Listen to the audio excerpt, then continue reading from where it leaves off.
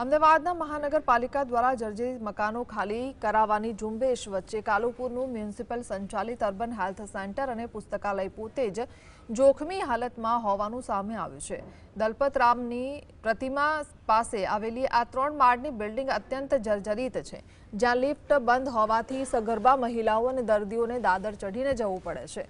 ઉપરના માળે આવેલું જીમ કોરોના કાળથી બંધ છે, જ્યારે પુસ્તકાલયની હાલત પણ ખખડધજ છે। વારંવાર રજૂઆતો છતાં તંત્ર દ્વારા કોઈ કાર્યવાહી ન કરાતા અહીં મુલાકાતીઓ અને કર્મચારીઓ જીવના જોખમે અવરજવર કરવા મજબૂર બન્યા છે।